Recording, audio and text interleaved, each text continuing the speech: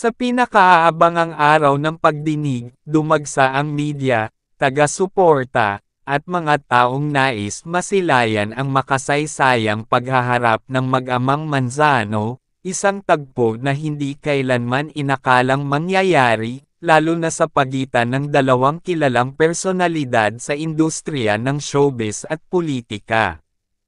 Bago pa man magsimula ang sesyon sa korte, kitang-kita na ang tensyon sa paligid. Dumating si Luis Manzano ng maaga, suot ang itim na Ameriana at may kasamang legal team. Tahimik ngunit halatang tensyonado, hindi ito ngumiti sa mga kamerang bumalot sa kanya. Hawak kamay niya si Jessie Mendiola, na bagamat matapang ang tindig, ay bakas sa mga mata ang matinding galit at puot na pilit niyang kinokontrol.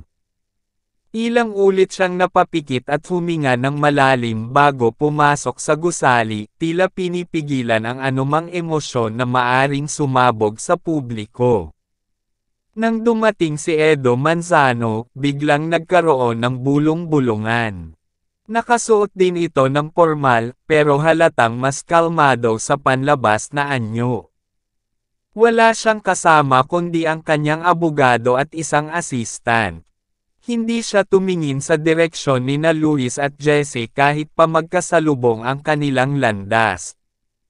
Tumuloy ito ng diretso sa korte, tila isang senyales ng malamig at matigas na paninindigan. Sa loob ng courtroom, lalong lumalim ang tensyon. Nang ay anunsyo ng hukom ang pagsisimula ng pagdinig, unang tinawag sa witness stand si Luis.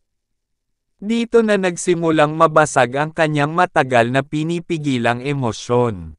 Halos nanginginig ang kanyang boses habang isinasaad ang mga pangyayari noong araw ng insidente.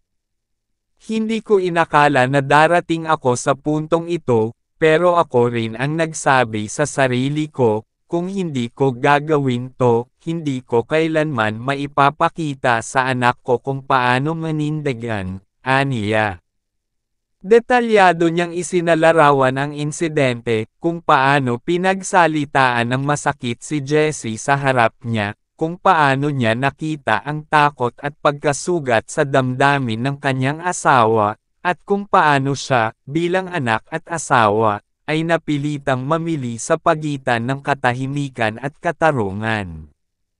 Hindi naiwasang maiyak si Luis habang sinasariwa ang kanyang pagkabata.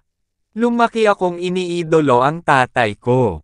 Lagi kong pinagmamalaki kung gaano siya katapang, katalino, at kung paano siya nagsalita ng tama.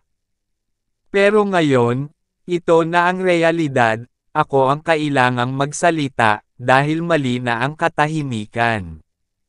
Nang isa lang si Jessie, bigla itong tumayo na parang isang bagyong papalapit sa gitna ng katahimikan. Nanginginig ako hindi dahil sa takot. Nanginginig ako dahil sa galit, wika niya, diretso at walang alinlangan. Isa-isa niyang inisa ang mga araw na pinilit niyang panatilihin ang respeto sa pagitan nila ni Edo. Hindi ko siya sinagot. Kahit nasasaktan ako. Hindi ako nagsalita sa media.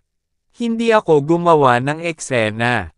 Pero dumating ako sa puntong tinatanong na ako ng anak ko kung bakit umiiyak ako sa banyo. Anong isasagot ko?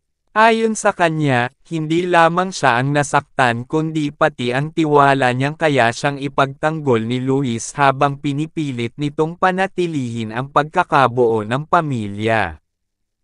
Hindi ko siya hiniwalayan, hindi ako lumayo. Pero ngayon, naninindigan kami bilang pamilya. At ang pamilyang ito, hindi napapayag na apak-apakan pa, matapang niyang pahayag. Sa pagsisimula ng counter-argument ng kampo ni Edo, nanatili itong kalmado. Ngunit hindi may kakaila ang bigat ng mga testimonya na bumulusok sa kanyang direksyon. Lalong lumubog ang imahe niya sa mata ng publiko, at maging ang dating taga-suporta ay tila unti-unting dumistansya. Sa pagtatapos ng unang araw ng pagdinig, hindi pa man nailalabas ang hatol, malinaw na isang bagay ang napatunayan, hindi na ito basta usapin ng showbiz drama. Isa itong tahimik na digmaan na binasag ng katapangan. Isa itong kwento ng anak na hindi na kayang tiisin ang pananahimik, ng asawa na piniling lumaban sa halip na umiyak na lamang sa dilim, at ng pamilyang ngayon ay unti-unti nang nagbabago ng anyo sa mata ng sambayanan. Habang palabas ng korte, walang sino man ang nagsalita. Magkahawak pa rin.